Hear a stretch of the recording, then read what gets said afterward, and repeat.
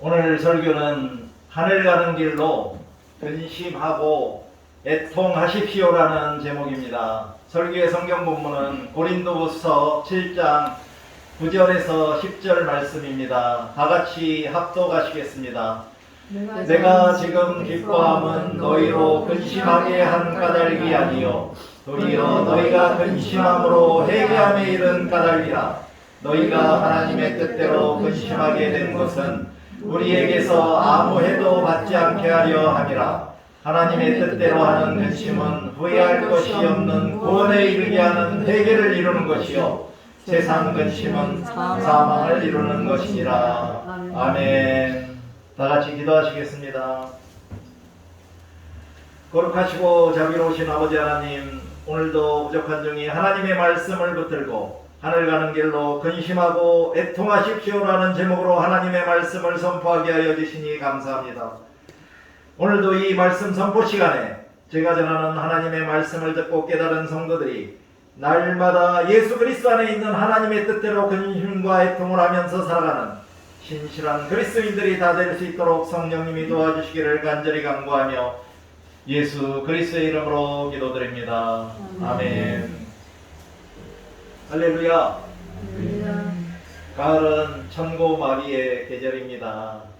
천고마비란 하늘은 높고 말은 살찐다는 뜻으로 하늘이 맑고 모든 것이 풍성함을 이르는 말입니다.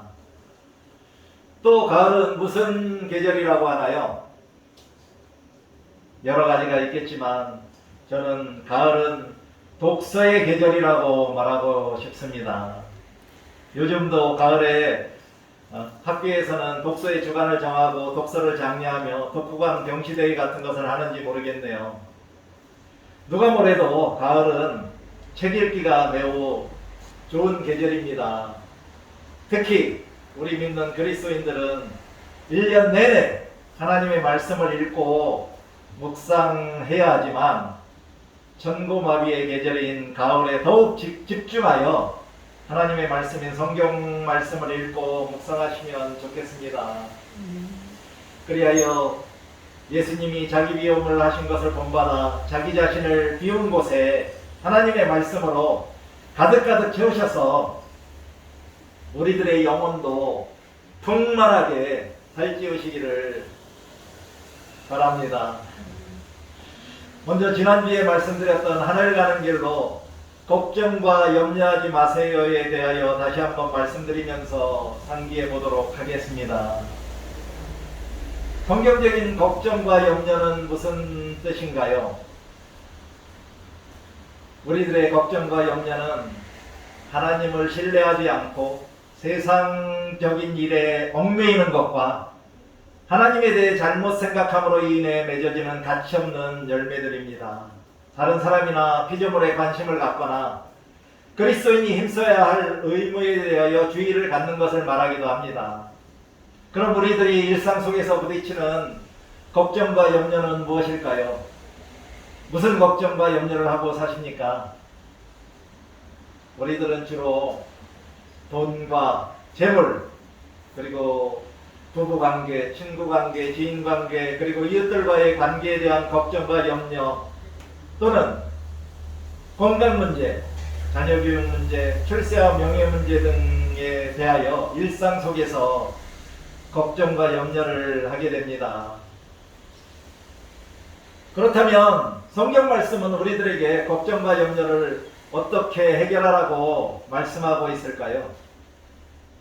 먼저 하나님 나라와 의를 구하고 주님이 주시는 평안을 받으며 모든 일에 기도와 간구하며 감사함으로 하나님께 아뢰고 주님께 모든 걱정과 염려를 맡김으로 우리들은 모든 걱정과 염려로부터 해방되어 자유함을 누릴 수 있게 된다고 말씀합니다.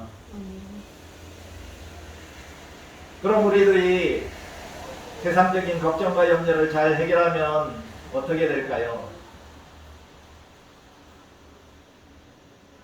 하나님이 모든 세상적인 일들을 순조롭게 해결해 주시며 돌보아 주심으로 우리들의 마음에 근심이나 두려움이 없어지고 하나님의 평강이 우리 안에 넘쳐서 걱정과 염려 대신에 감사와 기쁨이 넘치는 행복한 그리스도인으로 살아갈 수 있게 됩니다. 여러분들은 지금도 감사와 기쁨이 넘치는 행복한 그리스도인으로 살아가고 계시지요? 반대로 우리들이 걱정과 염려를 해결하지 못하면 어떻게 될까요? 우리들이 늘 심한 걱정과 스트레스를 받게 되면 건강에 악영향을 받게 되고 또한 노후에 치매를 일으키기도 하며 또한 우리들의 귀중한 그런 시간과 열정과 인생을 하나만한 쓸모없는 걱정을 하면서 허비하게 됩니다. 사랑하는 성도 여러분, 여러분들은 모든 일에 쓸모없는 걱정과 염려는 내려놓고 행복한 그리스도인이 되어 모든 일에 승리하시고 하늘나라 가는 길을 감사와 기쁨으로 걸어가시기를 축원합니다. 이제 오늘의 주제인 하늘 가는 길로 근심하고 애통하십시오에 대하여 말씀드리겠습니다.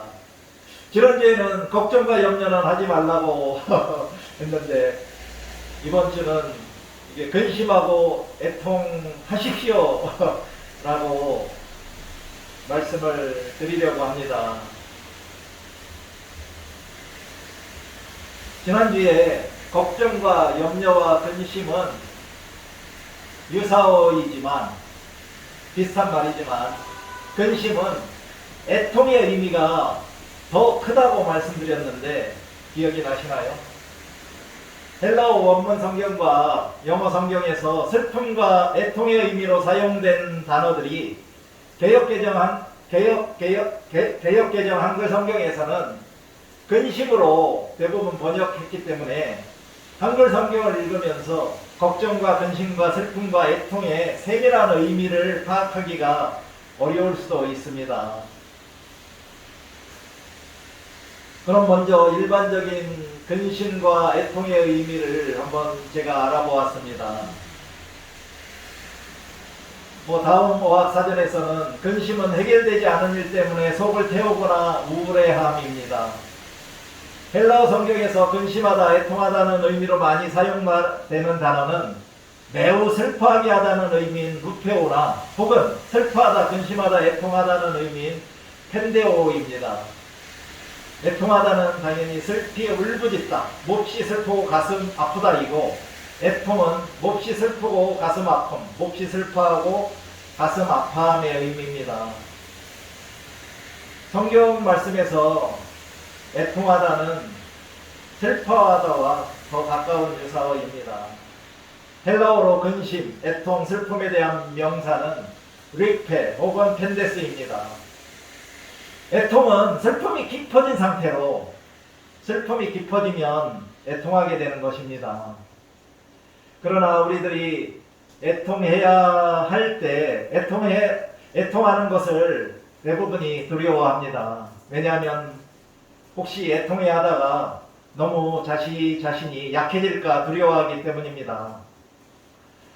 또한 애통은 죽은 자와 죄에 대하여 슬퍼하며 통탄해야 한다는 의미로 육체적인 것이나 세상적 관심에서 오는 슬픔과 통탄은 아닙니다.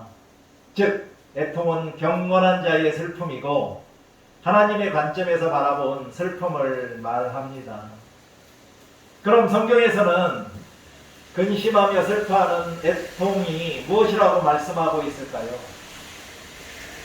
첫 번째로는 하나님의 뜻을 따라하는 근심과 애통입니다. 고린도후서는 사실상 그리스도인들이 꼭 가지고 있어야 할 근심이 무엇인지를 밝혀놓은 일종의 논문과 같은 것으로 그리스도인들은 죄를 경계하고 이를 바로잡기 위해서 서로가 통회하는 근심을 가져야 한다고 말합니다. 오늘 설교 본문인 고린도서 7장 9절에서 사도 바울은 고린도 교회의 성도들이 근심함으로 회개함을 이루어 기뻐하고 하나님의 뜻대로 근심하게 된 것은 자기들로부터 아무런 해도 받지 않게 하려 함이라고 말합니다. 여기서 하나님의 뜻대로 하는 근심이자 애통은 하나님의 뜻에 일치하며 또한 그분의 영광을 위해 성령을 통해 단련된 슬픔을 말하며 또한 인간을 겸손하게 만들고 자기 자신의 죄를 뉘우치게 하며 또한 유순하게 합니다. 모든 죄악을 억제하고 새로운 삶을 누리고 싶은 마음을 갖게 해주기도 하는데, 이런 가난한 마음은 예수님께 속한 속죄함과 구원의 믿음으로 연결됩니다. 두 번째로는 예수 그리스도의 떠나심에 대한 슬픔과 근심으로 애통하는 것입니다. 요한복음 13장 17절에서 예수님이 이 세상을 떠나가시기 전 제자들에게 말씀해 주신 고별사에서 그가 십자가의 고난과 죽음을 당하시고 하늘에 계신 아버지께로 떠나가시겠다는 말을 들은 제자들의 마음에 16장 6절에서는 너희의 마음에 근심이 가득하였도다 라고 예수님이 말씀하셨습니다. 또한 마태복음 9장 15절에서도 예수님께서는 그들에게 이르시되 혼인집 손님들이 신랑과 함께 있을 동안에 슬퍼할 수 있느냐, 그러나 신랑을 빼앗길 날이 이르리니 그때에는 금식할 것이라고 하셨는데, 제자들이 신랑이신 예수님을 빼앗기면 슬퍼하며 금식할 것이라고 예수님께서 말씀하신 것입니다.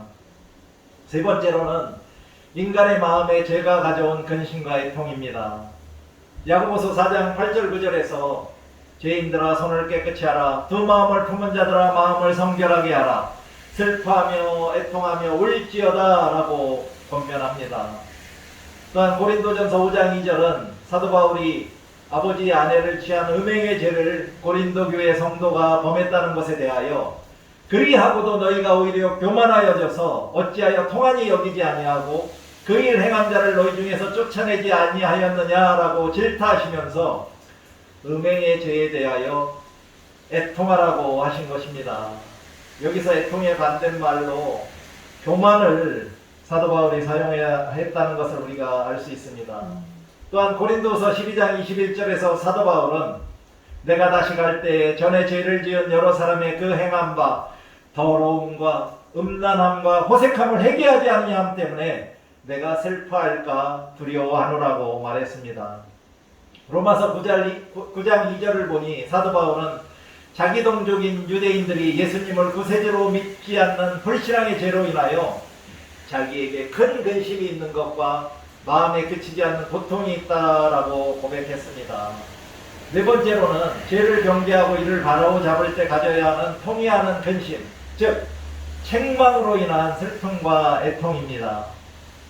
고린도서 2장 1절 4절에서 사도 바울은 내가 다시는 너희 중에 근심 중에 나아가지 아니하기로 스스로 결심하였노니 내가 너희를 근심하게 한다면 내가 근심하게 한 자밖에 나를 기쁘게 할 자가 누구냐.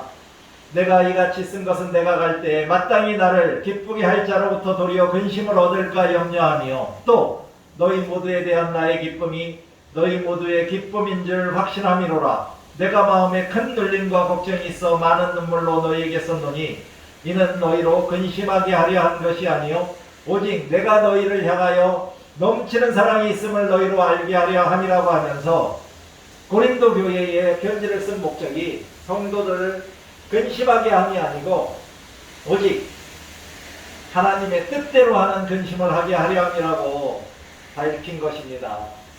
다섯 번째는 믿는 자들의 죄에 대한 징계로 인한 슬픔과 애통입니다.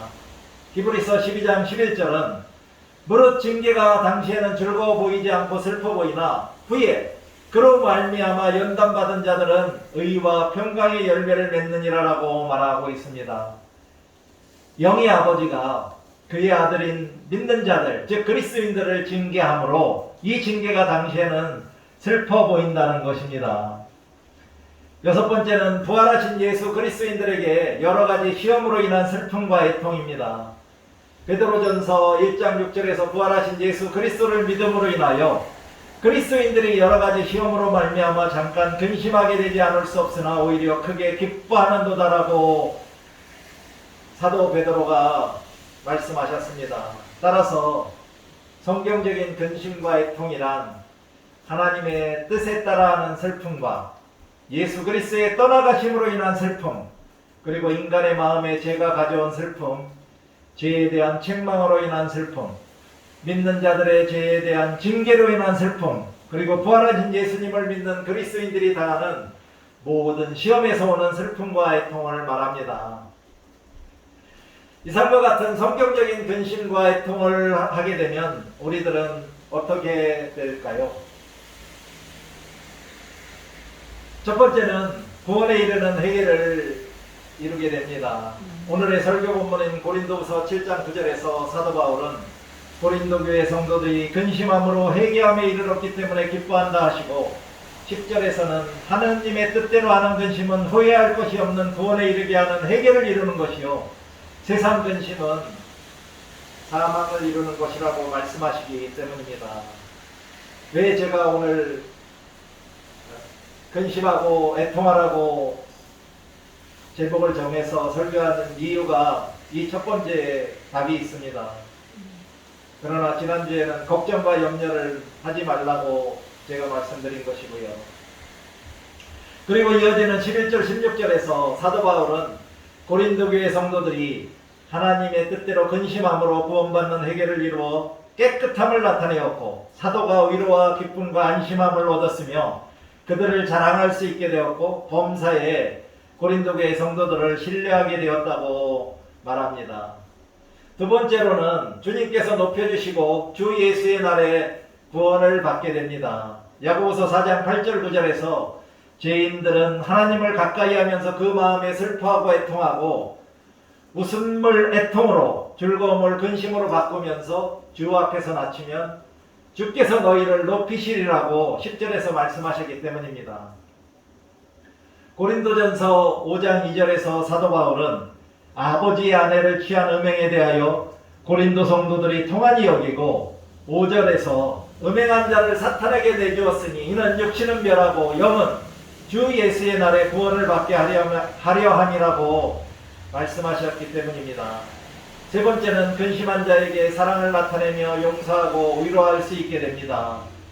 고린도 후서 2장 5절 11절에서 사도 바울은 고린도 교회 성도들에게 근심하게 한 자를 용서하고 위로함으로 그들에게 사랑을 나타내라고 권면하였기 때문입니다. 또한 네 번째는 의와 평강의 열매를 맺습니다. 히브리서 12장 11절은 믿는 자들의 죄에 대한 징계로 인한 슬픔의 애통은 그 징계로 연답받은 자들에게 의와 평강의 열매가 맺힌다고 말씀하셨기 때문입니다. 다섯 번째는 기쁨으로 충만하게 됩니다. 베드로전서 1장 6절에서 베드로는 부활하신 예수 그리스도를 믿음으로 말미암은 모든 시험은 잠깐 근심하게 되나 오히려 크게 기뻐하게 된다고 말씀하기 때문입니다. 더불어 7절에서 그 시험들은 불로 절연된 정금보다 믿음을 더 값지게 하기 위함이고, 예수 그리스도의 계시 때에 칭찬과 영광과 존귀를 받게 될 것이라고 말씀하고 있습니다.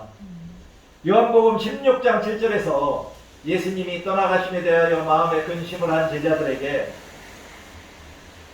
그러나 내가 너희에게 실상을 말하노니 내가 떠나가는 것이 너희에게 유익이라. 내가 떠나가지 아니하면 보혜사가 너희에게로 오시지 아니할 것이요 가면 내가 그를 너희에게로 보내리니라고 하시고, 그리고 나서 21절에서 예수님은 내가 진실로 진실로 너희에게 이르노니 너희는 곡하고 애통하겠으나 세상은 기뻐하리라. 너희는 근심하겠으나 너희 근심이 도리어 기쁨이 되리라고 하셨고, 22절에서는 비유로 여자가 해산하게 되면 그때가 이르렀으므로 근심하나 아기를 낳으면 세상에 사람 난 기쁨으로 말미암아 그 고통을 다시 기억하지 아니하느니라고 하시면서 23절에서는 지금은 너희가 근심하나 내가 다시 너희를 보리니 너희 마음이 기쁠 것이요 너희 기쁨을 빼앗을 자가 없으리라고 말씀하셨기 때문입니다.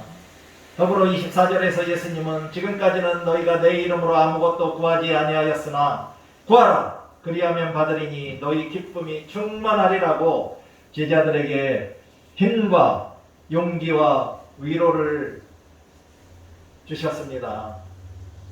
여섯 번째는 애통하는 자는 위로를 받게 됩니다. 마태복음 5장 4절에서 예수님이 애통하는 자는 복이 있나니 그들이 위로를 받을 것이며 라고 선포하셨기 때문입니다. 여기서 애통하는 자란 자신의 불의와 죄악에 대하여 회개하며 하나님 앞에 눈물을 흘리는 자를 말합니다. 또한 참으로 애통하는 자는 자신의 죄에 대하여 사랑하는 이웃들의 고난과 불행과 세상에 만연하는 악에 대해서도 슬퍼하며 애통합니다.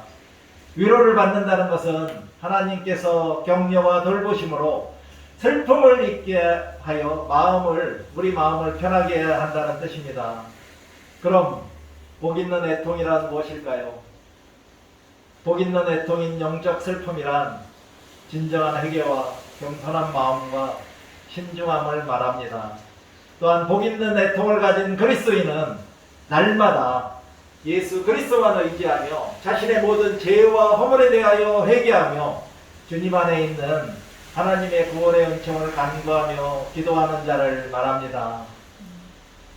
이와 같이 우리들이 하나님의 뜻에 따라서 근심과 애통을 하게 되면 구원에 이르는 회개에 이르게 되고 주님께서 높여주시며 주 예수의 나라에 구원을 받게 되고 근심을 하게 한 자에게 사랑을 나타내며 용서와 위로를 할 수 있고 의와 평강의 열매를 맺으며 기쁨으로 충만하게 되고 위로의 복까지 받게 되는 것입니다.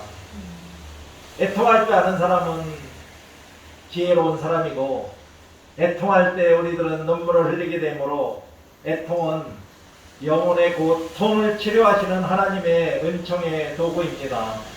눈물은 영혼을 치유하는 약이므로 애통하며 눈물을 흘릴 때 상처받은 영혼의 치유의 역사가 일어납니다.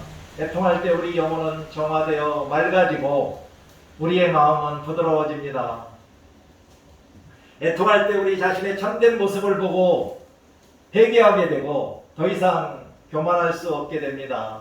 애통은 회개의 신여이며 회개는 겸손으로 이어지는 관문입니다. 애통 후에 우리들에게 찾아오는 것은 위로와 정결함이고 기쁨과 하늘의 평안을 경험하게 되며 또한 밝은 미래에 대한 소망이 주어집니다. 사랑하는 성도 여러분 모두가 근심과 애통을 해야 할 때 성경 말씀대로 근심하고 애통하는 것을 두려워하지 마시기 바랍니다. 또한 날마다 하나님의 뜻대로 하는 근심과 애통을 하면서 진정한 회개로 구원받고 의와 평강의 열매를 맺으며 용서의 사랑과 위로를 받는 행복한 그리스도인으로 감사와 기쁨이 넘치는 하늘 가는 길을 걸어가시기를 축원합니다. 이제 잠시 눈을 감으시고 나는 이제까지 살아오면서 하나님의 뜻대로 하는 근심과 애통을 했었는지 되돌아보고 이제부터는 날마다 예수 그리스도 안에서 하나님의 뜻대로 성경 말씀대로 근심과 애통을 하며 살아가는 참된 그리스도인이 되겠다고 다짐하는 묵상을 하도록 하겠습니다.